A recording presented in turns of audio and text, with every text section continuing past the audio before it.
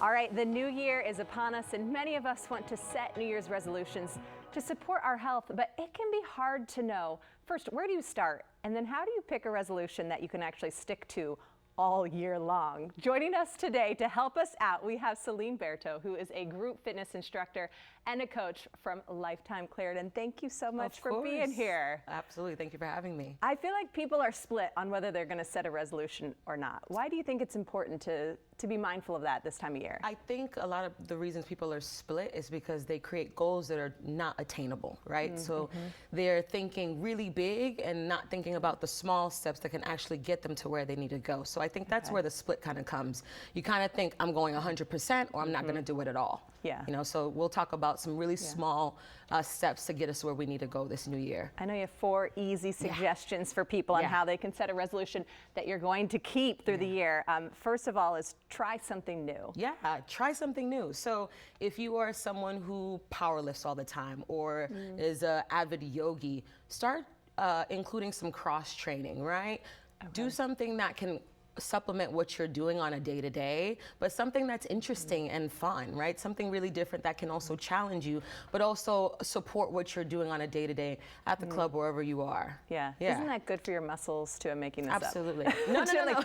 They get used to the same thing over and over, right? Especially as we get older, plateau is much easier to happen. So you have to keep your muscle group surprised, and that's where cross-training comes in. So again, if you're a powerlifter or yogi or you're a cyclist, start to do other things that can challenge your muscle groups in a different way, so that way growth can keep happening. So you'll see some sort of progress. For sure. Try meditation. Yes, and that's one of the things that I think people tend to steer away from because again, they think I gotta meditate for an hour or it doesn't work, right? So I always tell people, start with 30 seconds, right? Out of your day-to-day. Now we can make it something consistent. Or 60 seconds, time it on your watch or your phone, and just practice being mindful. Now that looks different for everybody. That can just be thinking about good things, good thoughts, thinking about just your breath work, how deep are you breathing, very, very simple things. And then as time goes on, just build 30 seconds at a time. And before you know it, you'll get to that 30-minute goal. I'm so impressed with how far we've come with meditation. I feel like originally it was sit on a pillow on the edge with your feet crossed. Now it's you can walk while you meditate. There's a lot of different choices. You can walk if you're in the middle of your day-to-day and you're working. Take a minute, close your eyes at your desk, take 30, 60 seconds, breathe, and then right there we have a place to build from. It's not the hour right out of the gate, as you just said. Okay, move every day. This is it sounds like it's easy. How do we get it done though? Well, first stand up, right?